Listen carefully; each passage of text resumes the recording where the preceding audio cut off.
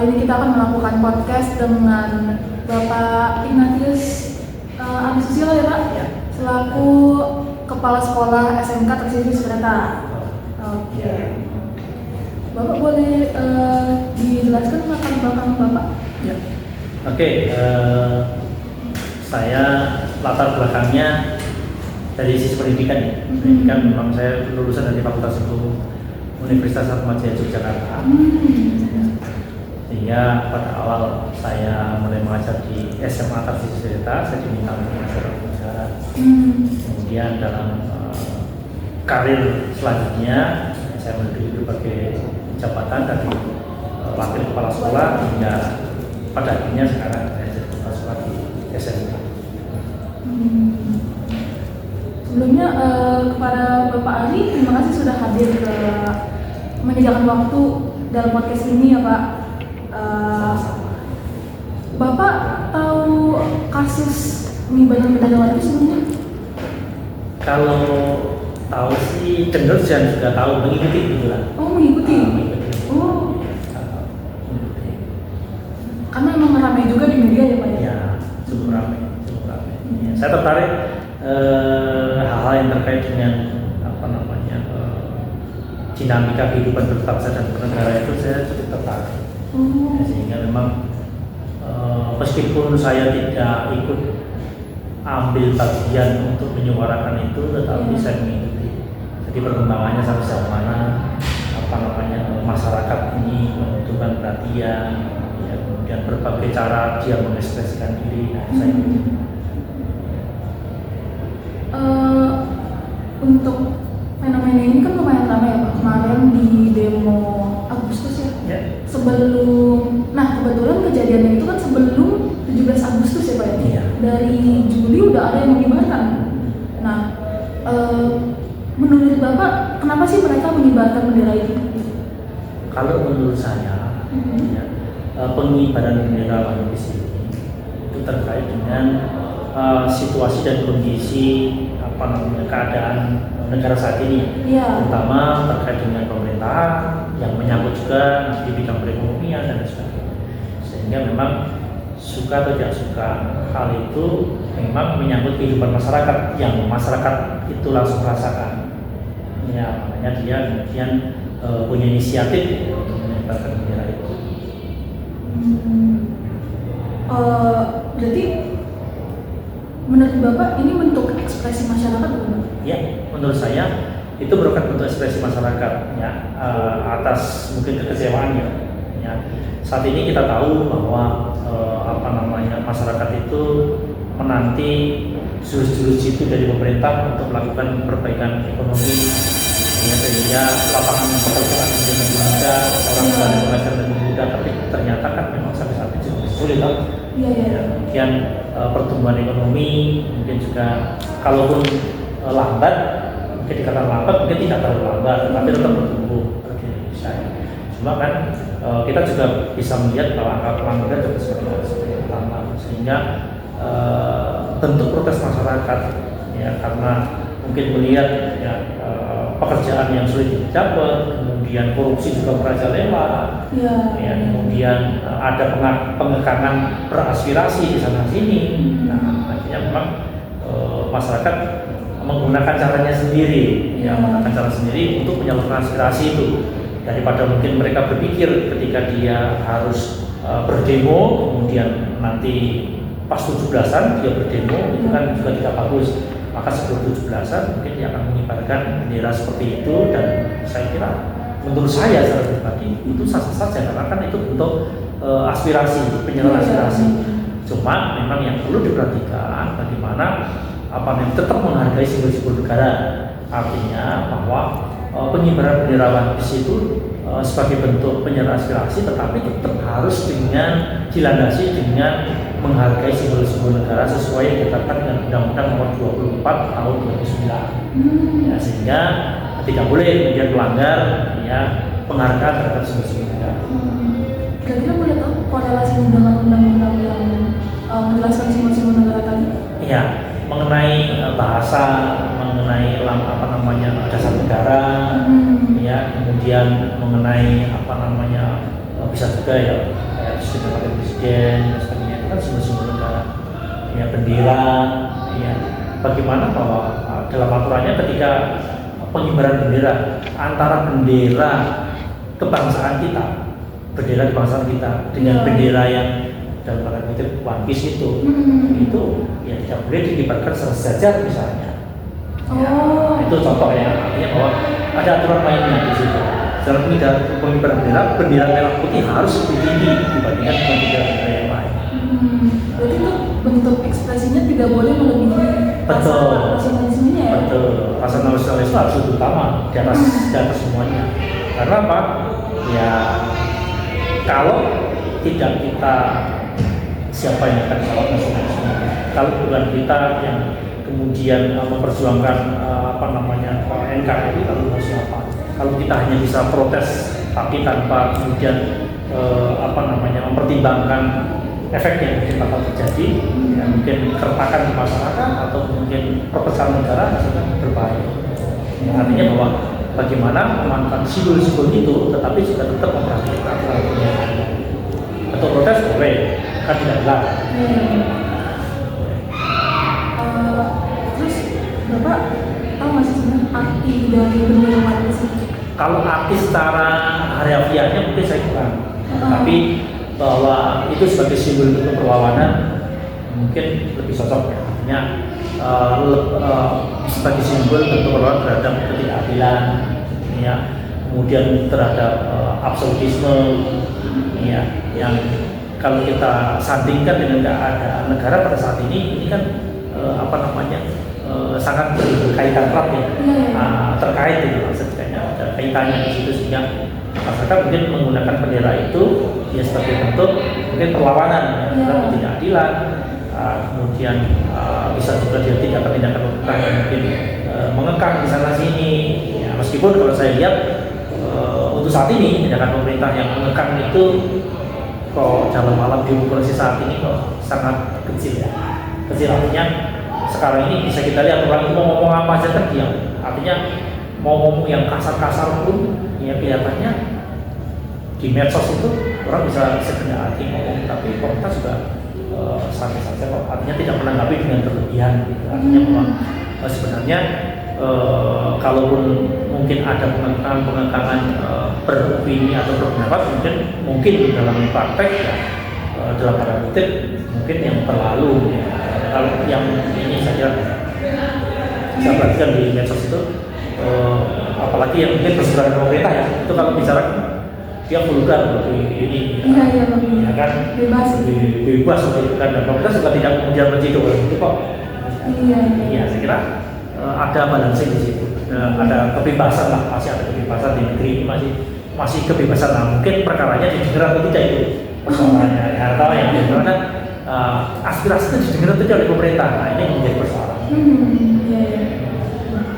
Lalu menurut Bapak faktor yang menyebabkan masyarakat tuh bisa kayak gitu di saat itu ya, maksudnya kita berbicara sebelum 17 Agustus itu kan ramai banget Pak. Nah sampai banyak orang-orang yang ikut mengibarkan, yang tadinya tidak mengibarkan nih ya, jadi banyak yang ikut, banyak yang menyuarakan. Sebenarnya tuh awal mulanya dari mana sih Pak? Faktor utamanya? Kalau secara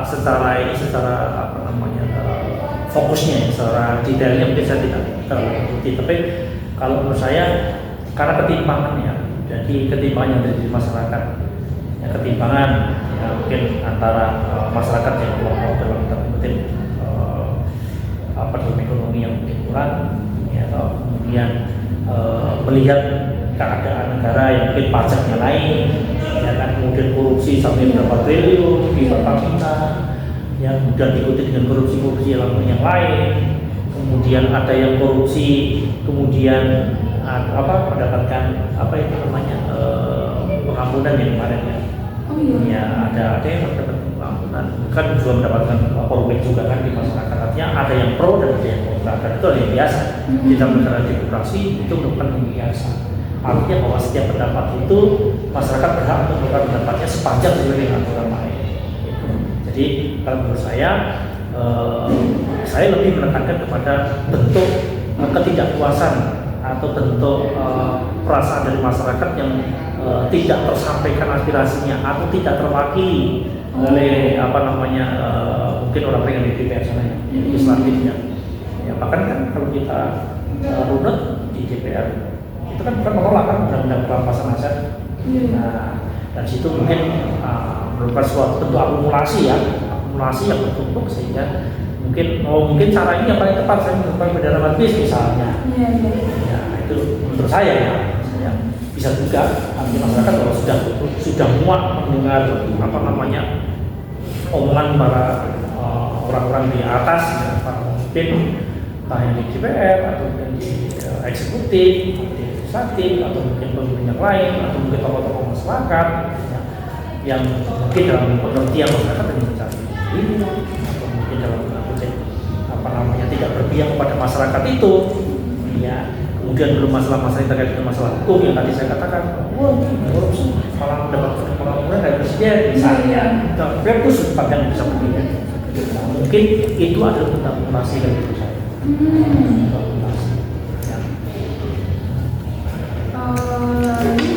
Tadi kan Bapak udah sebutin ya bentuk bentuk protes masyarakat itu ditanggapi oleh pemerintah itu mungkin tidak seketat dulu ya. Nah, tapi setelah pengibaran bendera One Piece ini mulai ramai di media sosial, itu respon pemerintah tuh melanggar bendera One Piece ini untuk dikibarkan gitu Pak. Itu menurut Bapak gimana? Kalau menurut saya karena aspirasi ya. Pendapat saya kalau karena itu bentuk aspirasi masyarakat, kalau menurut saya ya sah-sah saja. Artinya sepanjang tidak melanggar tadi Undang Nomor 24 tahun 2009 ya, tidak menghina lambang negara yang lain, tidak menggunakan lambang negara kita sendiri. Artinya itu kan bentuk protes. Sama kalau misalnya nih orang demo ya kan, kemudian di situ dia bawa gambarnya siapa tuh, misalnya anggota DPR kan dipapak di situ.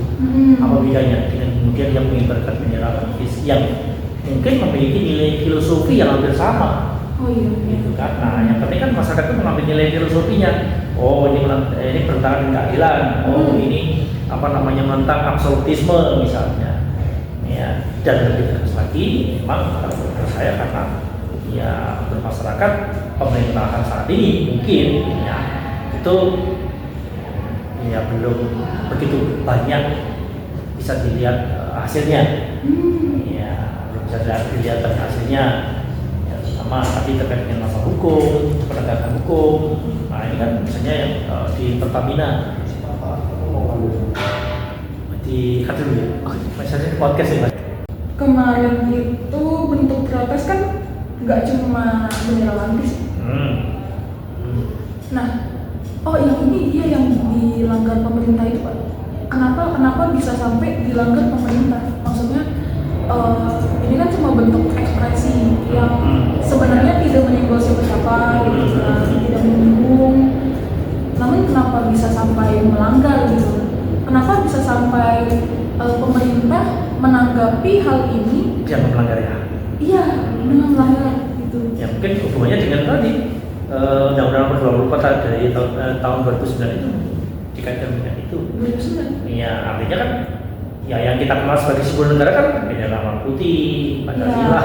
Nah itu kan ya, itu yang kita selama pada bahasa Indonesia yang kita kenal sebagai simbol negara itu kan bukan simbol negara yang One Piece itu. Iya benar. Ya, sehingga ketika kebetulan mengibarkannya mau 17-an.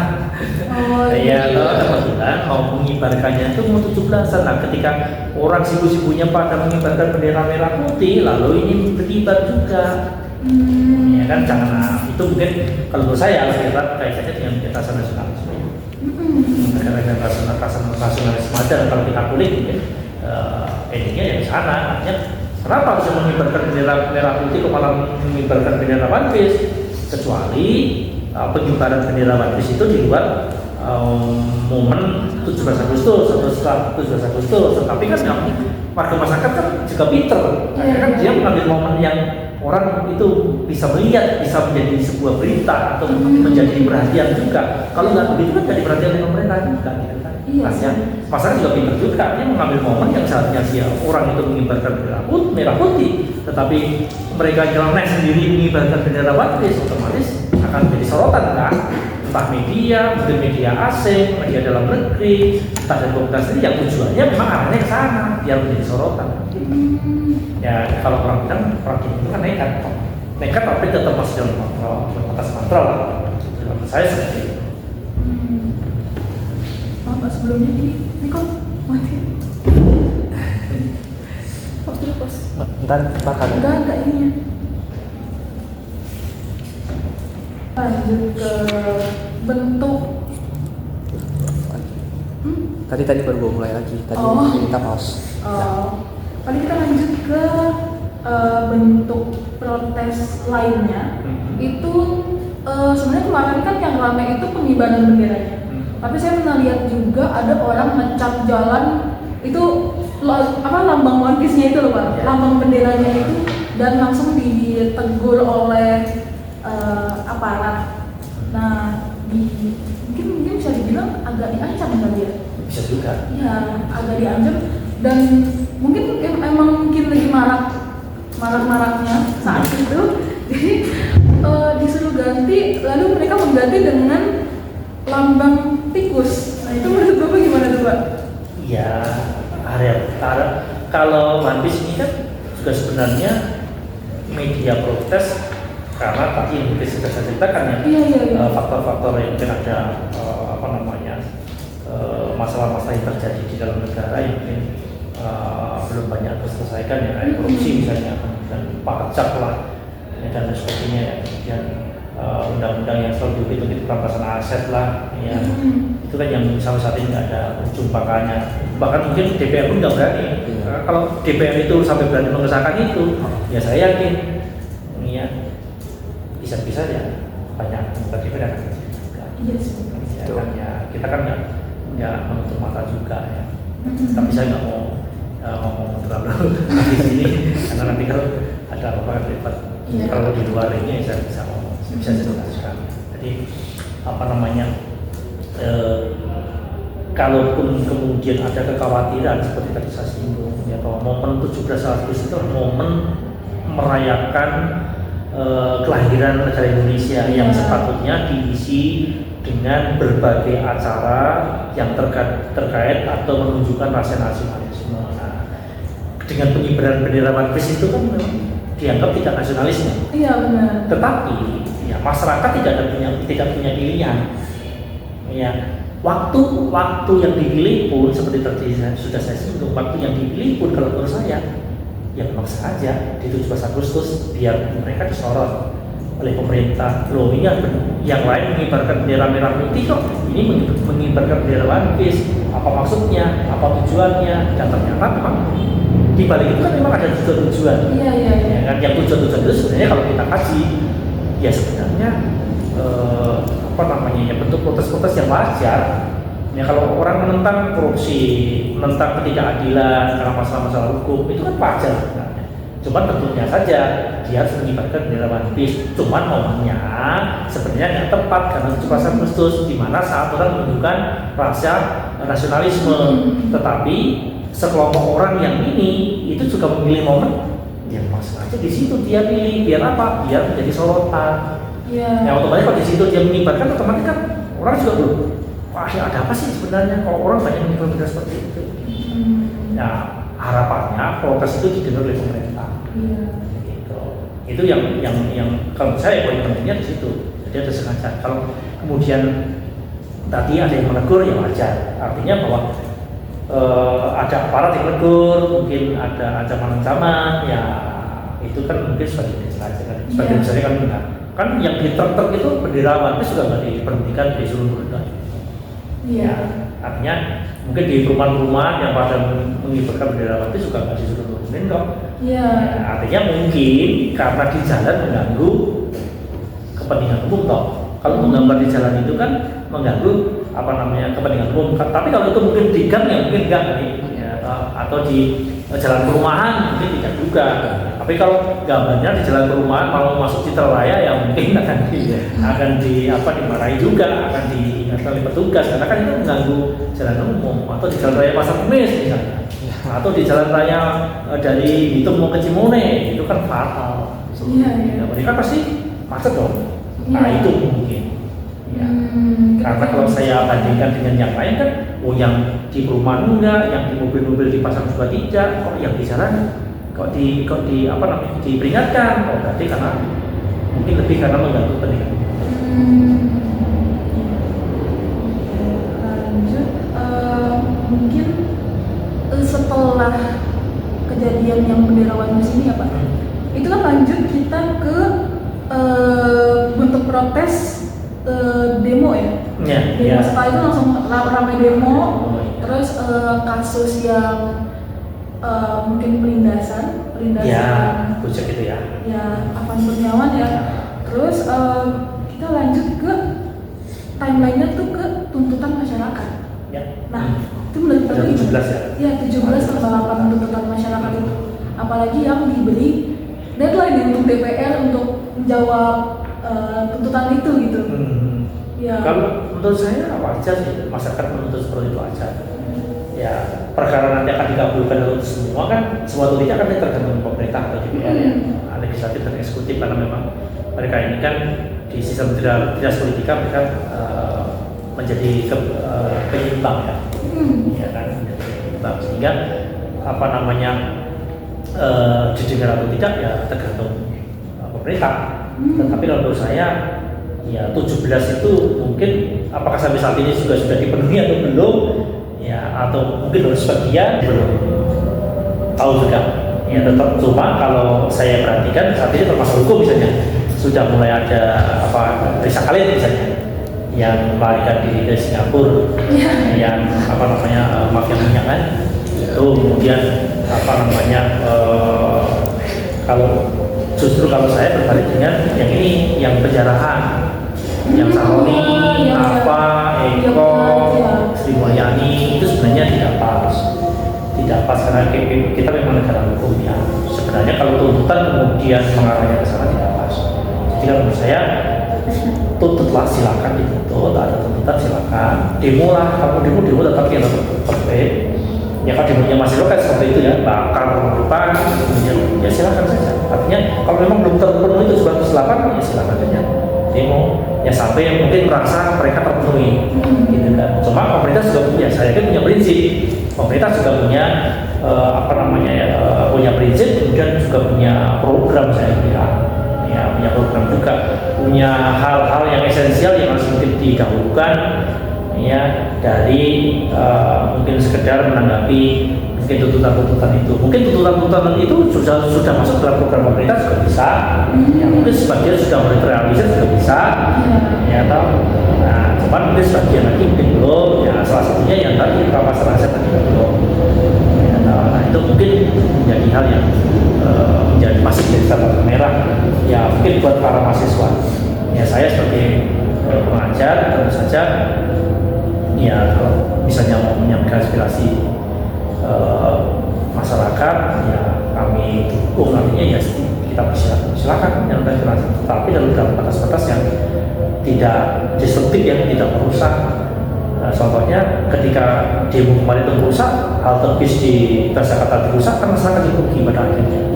Berapa miliar pemerintah harus membangun itu? Uang siapa? Kan uang rakyat juga. Tetapi demonya itu demo-demo yang demo yang tidak destruktif, tidak merusak kan, ya negara tidak keluar lagi uang. Ya, tapi harus membangun fasilitas yang rusak dan pakar-pakar mungkin bunuh-bunuhan. Ya, kayak kalau menurut saya dari sudut pandang saya, Afan yang kelindas Kurniawan, kalau menurut saya bukan suatu kesengajaan. Kalau menurut saya, kalau saya lihat videonya bukan suatu kesengajaan. Karena pada posisi berkendara menggunakan mobil yang sangat tinggi seperti itu, kendaraan lapis baja yang setinggi itu, akan sangat sulit untuk melihat yang di depan persis, sangat sulit. Dan kebetulan Afan ini saya bukan membela APRI, enggak, polisi enggak. Afan itu sudah kesempitan tapi balik lagi kan. Kalau saya lihat udah nyebrang, balik lagi ke situ, dan ini kan kencang mobil itu, saya perhatikan. tapi tetap nggak mau menghiraukan dari tulisan itu. Ya, jadi ada dua versi di situ. Memang ada tokoh-tokoh hukum juga yang mengatakan bahwa sebenarnya polisi tidak dapat disalahkan. Ada yang mengatakan ini tokoh-tokoh hukum ya, para pakar. Tapi ada juga yang memang tetap menyalahkan kalau perlu ditindak sampai ke pimpinan tertingginya. Ya, ada juga ya, karena itu kan sebuah kelalaian. Karena dalam dunia hukum itu kelalaian yang menyebabkan kematian seseorang kan itu dipidana, bisa dipidana, bisa disatu hukuman. Ya, kita punya anak, ya anak kita kita memarkiri mobil, anak kita baru berangkat di belakang, kita nggak tahu lindes, bisa masuk penjara kita. Nah, ya bisa masuk penjara. Itu karena kealamannya, karena kelalaiannya menyebabkan orang lain mati. Ya, makanya kan kemudian dia tindakan tegas banget, pecat lah dari sahabat dan bersat hukum. Ini contoh juga itu mungkin sebagai bentuk konsistensi pemerintah menurut saya dari tuntutan yang mungkin 17/8 tadi, salah satu bentuk realisasinya salah satunya juga adalah yang menindak tegas para pelaku yang menyebabkan si menurut saya ya itu salah satu. Coba kalau misalnya nggak dituntut itu mungkin udah kayak di Jakarta. Iya, kalau dia tidak diberhentikan si 7 atau berapa orang itu nggak diberhentikan, saya yakin Jakarta nih mas, karena demonya akan berlanjut berhari-hari. Tapi dengan di prosesnya itu kan kemudian ada jedanya. Nah, 3 nanti masih bagaimana, 17/8 ini masih mau didemukan, mau dilakukan atau tidak, toh ini kan juga menyangkut kepentingan masyarakat banyak. Ya, dan saya yakin kalau perjuangan mahasiswa itu kalau tidak ditunggangi, tidak ditunggangi oleh kepentingan politik praktis, saya yakin masyarakat mendukung. Tetapi kalau sudah mulai ditunggangi kepentingan politik praktis, ya berafiliasi dengan mungkin kelompok-kelompok politik yang lain, ya saya yakin ya masyarakat juga tidak akan respect. Yang respect dan itu kan bisa dilihat nantinya. Ya, saya kira demikian. Oke, baik. Mungkin kita langsung lanjut aja ke bentuk protes yang mungkin yang akan saya bahas itu setelah tuntutan masyarakat itu diturunkan. Itu ada maraknya pemakaian warna bright pink dan hero green. Kalau Bapak sering lihat tuh yang mereka poster-posternya tuh pakai yang hijau pink gitu Pak. Nah itu bentuk protes itu, lalu juga ada mungkin sebelumnya kenapa warna bisa menjadi bentuk protes bisa dilihat dari pas kapan ya yang resilience dulu yang kalau nggak salah Indonesia Darurat ya, Indonesia Darurat itu juga dipakai sebagai simbol apa ya, bentuk protes nasional gitu Pak. Jadi setiap orang itu memakai warna itu. Nah menurut Bapak gimana nih Pak filosofi warna bisa menjadi bentuk protes gitu? Nih bisa saja loh. Artinya misalnya warna merah misalnya, ya kan kita sebagai bukti bahwa kita berani untuk melakukan itu, melakukan protes misalnya, atau mungkin nanti warna hijau, ya bisa juga diartikan ya warna hijau itu biasanya kan kalau dalam dunia religi, ya saudara kita yang muslim itu senang memakai warna hijau itu kan teduh, ya artinya bisa juga bahwa bentuk protes itu tetap protes tapi tetap membawa kesejukan. Bisa juga seperti maknanya ya, karena memang kalau yang terkait warna apa tadi ada 2 warna tadi saya tidak begitu mengikuti ya tentang dari filosofi warna ya.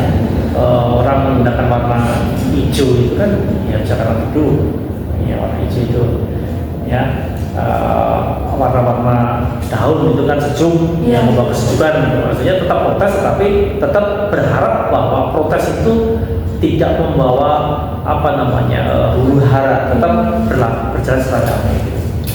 Kalau dari sisi saya, karena saya tidak begitu mengikuti itu yang dua warna itu. Ya. Mungkin lanjut ke tadi saya udah tapi lupa sekarang apa lagi. Tadi apa ya? Oh iya. Tadi kan kita udah bahas tentang tuntutan masyarakat dan juga demo. Mungkin saya mau bahas lebih lanjut soal demo yang dimana di media sosial itu banyak diperbincangkan oleh orang, katanya demo kali ini itu penuh dengan kejanggalan. Nah, kayak contohnya mungkin ya ada pernyataan dari salah satu saksi mata tentang kebakaran halte Sarinah ya, halte Sarinah. Nah itu katanya ada 2 aktivis, nggak tahu ya mungkin aktivis dari mana. Ada 2 aktivis yang datang membawa tangga dan juga katanya kebakarannya itu tidak disebabkan oleh kebakaran yang maksudnya oleh manusia biasa tuh, rakyat biasa itu bisa melakukan gitu. Karena ada yang bilang penyebarannya melalui bumbu mesin seingat saya. Nah itu menurut Bapak gimana? Banyak juga sih macam itu kejanggalannya kan. Kan saya sampaikan di depan ya bahwa ketika demo itu sudah ditunggangi dengan kelompok-kelompok tertentu, maka hal seperti itu bisa terjadi. Oh iya? Iya. Contoh misalnya setelah selesai pilpres yang pertama Pak Jokowi itu, di situ ditemukan senjata, di situ ditemukan amunisi. Oh iya? Iya, ditemukan amunisi. Nah, itu juga contoh. Artinya bahwa ketika demo itu sudah terkontaminasi, kalau mahasiswa saya yakin enggak. Ya, tapi penyusup itu kan banyak. Ya, nah penyusup itu kan kita kan nggak bisa juga kemudian mengatakan bahwa itu aparat yang dia juga disusuk. Ya kan ketika demo itu kan memang banyak aparat yang memang berpakaian preman, berpakaian sipil. Iya, bahkan mungkin banyak yang namanya orang bin itu saya bisa juga menjadi orang bin meskipun saya itu orang bin. Iya, orang bin dari negara saya bisa. Iya, saya digaji pemerintah. Tetapi orang nggak ngerti kalau saya orang bin, tapi saya punya karakter. Ya bisa, dan saya bisa masuk kemana-mana, ya bisa masuk di lintas kelompok, di dalam kelompok saya, di masyarakat lain, dan saya sering dikirim ke mana-mana. Tapi kan kita nggak tahu bahwa dia adalah orang bin yang kita, dan yang namanya orang seperti ini kan memang banyak yang nggak ngerti. Yang tahu yang negara dan manusia orang itu. Gitu. Dan memang digaji oleh pemerintah. Dan dia jumlahnya juga ribuan ya, sedikit ribuan juga jumlahnya. Nah, kalau yang terkait dengan tadi mungkin ada mesiu yang menyebabkan kebakaran, kita kan juga tidak terlalu cepat menyimpulkan kalau misalnya ada apa yang terlibat dan seperti itu. Terlalu cepat menyimpulkan karena orang-orang yang bukan aparat pun bisa juga gitu kan. Contoh misalnya para teroris itu ya dia juga punya mesiu kok gitu kan, bisa menciptakan bom kok gitu misalnya. Sementara di masyarakat kita ini yang plural ya, artinya yang banyak beragam itu kalau menurut saya ini kan kita juga nggak bisa mensterilkan satu-satu yang masuk itu kemudian dia nggak bawa apa-apa kok ya. Jadi terlalu cepat juga kalau kemudian kita menyimpulkan ini tentara itu yang ikut di situ misalnya. Bisa juga, tapi juga bisa tidak. Bisa aja, tapi juga bisa tidak. Ya, artinya kan tergantung eskalasinya. Kalau dulu zaman waktu Pak Harto memang ya banyak yang terlibat. Ya, artinya bahwa jadi provokatornya malah mungkin ya di situ. Artinya aparat orang ini melempari batu ke mahasiswa, kemudian saling lempar, akhirnya terjadi kerusuhan. Tapi juga bukan berarti kemudian tanpa alasan atau misalnya aturannya di itu sampai berapa sih misalnya jam 6 belum bubar, sementara aparat itu kan punya tugas juga untuk menertibkan mahasiswa itu atau menertibkan pendemo. Kan perjanjian itu kan ada aturannya, demo selesai jam 6 nah, tapi kan harus dilanjutkan sampai apa sampai pagi sampai juga. Artinya bahwa sangat mungkin juga ya bisa ya bisa tidak tadi bahwa ada terlibat aparat tapi juga bisa masyarakat sipil. Karena yang punya misi itu saya pikir masyarakat sipil juga bisa. Ya kan contoh misalnya ketika peristiwa penculikan atau peristiwa mungkin pembakaran Mei 1998 itu kan ya kan disinyalir kan juga keterlibatan aparat lah, inilah itulah gitu kan. Nah, tapi bukti-bukti yang menunjukkan itu keterlibatan aparat yang kemudian ditangkap satu dan ngomong itu kan nggak ada. Kecuali tangkap satu ngomong ternyata benar nih diproses. Nah kemarin itu memang kalau tidak salah ada juga polisi ya kalau nggak salah yang berseragam itu yang kemudian apalah terjadi pertentangan atau apa antara aparat antara polisi dengan TNI kalau nggak salah. Nah, itu kan tapi sudah dijembatani lah. Iya. Jadi jelas dalam posisi demo itu pasti ada aparat yang tidak berseragam, yakin, baik dari TNI maupun dari polisi pasti ada yang namanya intel dan apa namanya, kalau di polisi itu namanya intel, tapi kalau di tentara namanya intel, tapi kalau di polisi namanya reserse. Itu biasanya berpakaian apa namanya preman, dia bahkan gondrong, ya. Bahkan dia juga bisa nyamar tukang apa namanya jualan siomay, ya seperti itu. Ya makanya kalau di komplek ini saya cerita juga di komplek saya mungkin ada yang terlibat dalam tanda kutip ini dan ketangkep ya, ada peran seperti itu juga ya. Banyak hal ya, artinya tadi bisa saja dan mungkin bisa terjadi. Apa lagi? Lanjut kita ke mungkin ini sih Pak, terakhir sih ya Pak. Boleh. Menurut Bapak nih, implikasi fenomena pengibaran bendera One Piece terhadap dinamika komunikasi politik dan hubungan antara masyarakat dengan pemerintah di Indonesia. Kalau menurut saya, yang pertama membuat masyarakat lebih dewasa. Ya. Artinya berpendapat itu atau protes atau menyalurkan aspirasi itu dapat dilakukan dengan berbagai cara. Ya, termasuk tadi pengibaran bendera One Piece. Ya, kemudian yang kedua,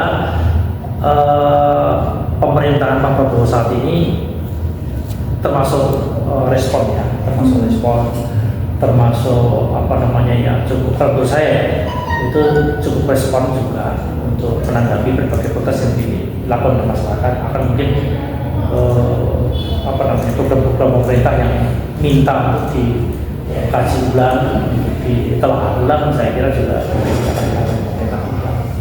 Kalau menurut saya hubungan pemerintah dengan masyarakat harusnya semakin baik. Artinya apa?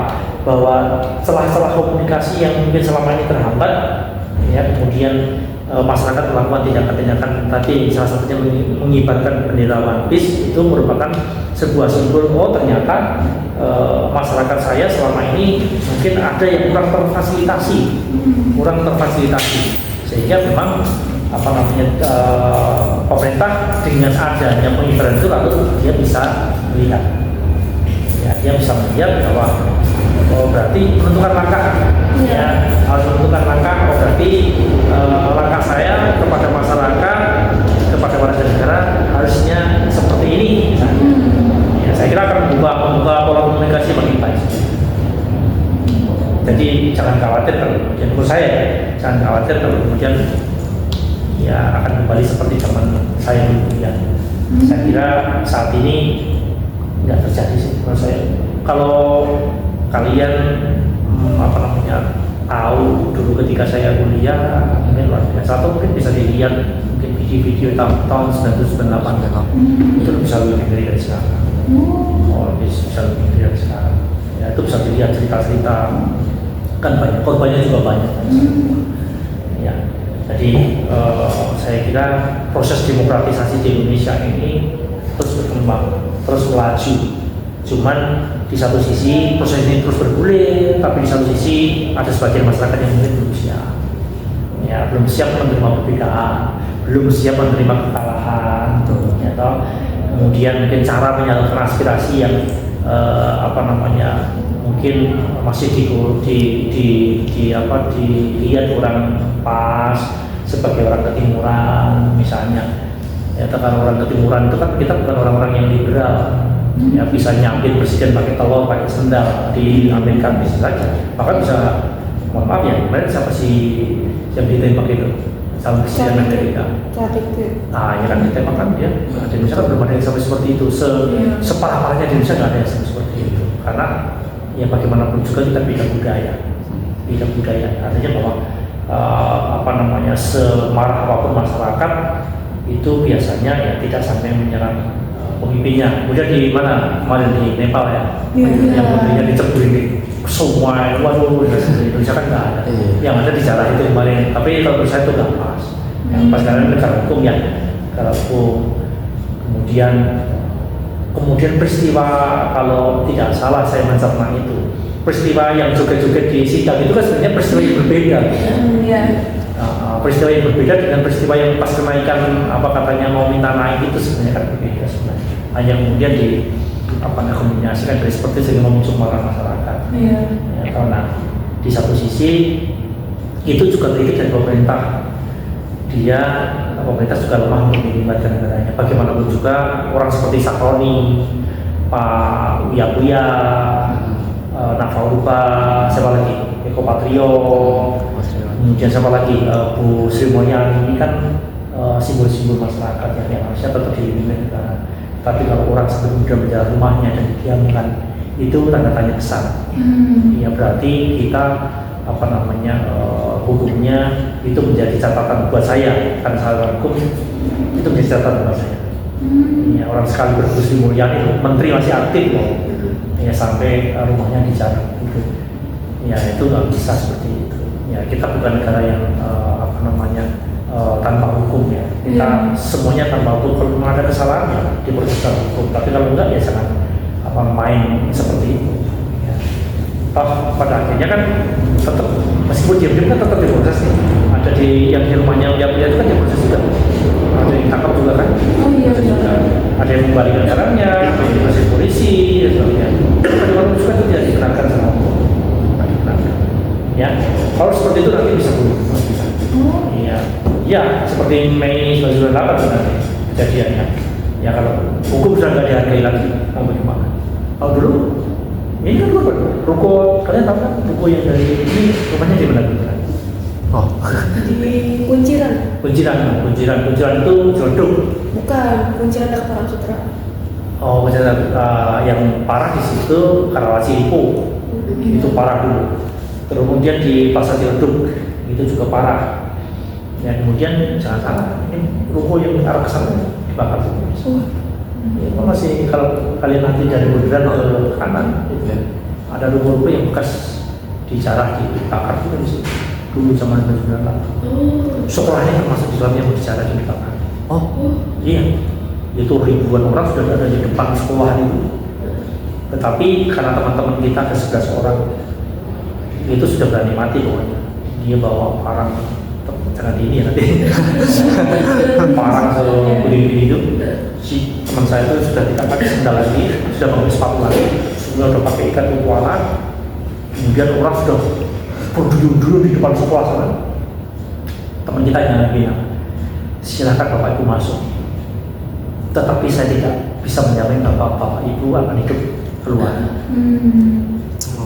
Hanya dijaga 11 orang. Sekarang kita jaga 11 orang, kita akan dikatakan jebol kantin, jebol di jalan kantinnya. Habis sholat Jumat. Wah, udah. Kan ini salah satunya sekolah Katolik dulu, yang paling gede di sini. Wah, kita udah pasrah sebenarnya waktu itu. Udah pasrah, tapi Tuhan mungkin masih berpihak ke kita ya, sehingga 11 orang yang penjaga itu yang sudah diikat kepalanya, sudah nggak ada yang pakai sepatu, sudah mati ya sudah gitu. Ya, dan menggunakan barang yang 1 meter itu udah berjaga, berbaris tapi lupa belakang dijaga, sehingga dia lewat ini pagar ini loncat jarah kan. Tapi kan di kantin kan barang juga tidak seberharga gedung segini gede ya, mestinya tetap berharga, cuma kantinnya kan nggak seberharga gedung segini gedenya ini. Nah ini menjadi momen juga buat kita untuk berbenah. Akhirnya memang sekolah ini lalu sering bakti sosial. Iya. Ya, bakti sosial, ada aksi Natal, ada aksi Lebaran Idul Fitri ya, ada Paskah juga ada. Nah ini yang kemudian membuat hubungan antara kita dengan masyarakat sekitar menjadi lebih baik. Ya, menjadi baik. Nah, ini kita akui bahwa pada tahap awal di 1998 kita merupakan salah satu sasaran yang dibakar sekolah. Itu kira-kira. Ya. Jadi paling cukup untuk hari ini. Oke, terima kasih. Ya. Terima kasih kepada Pak Ari udah menyediakan waktu buat berbincang sama kita hari ini. Mungkin kita bisa ketemu di lain waktu ya Pak. Terima kasih. Iya. Terima kasih dan mohon maaf kalau mungkin jawaban saya kurang ekspektasi. Ya, jadi apa namanya kurang keterbatasan saya. Karena memang tadi dua warna tadi saya memang Oh belum. iya, nggak apa-apa, nggak apa-apa. Oh. Dan baca lagi yang bagus semuanya saya ikuti. Saya kira terima kasih. Ya, makasih Pak. Ya, Terima oke, terima kasih. kasih. Nah. Oke.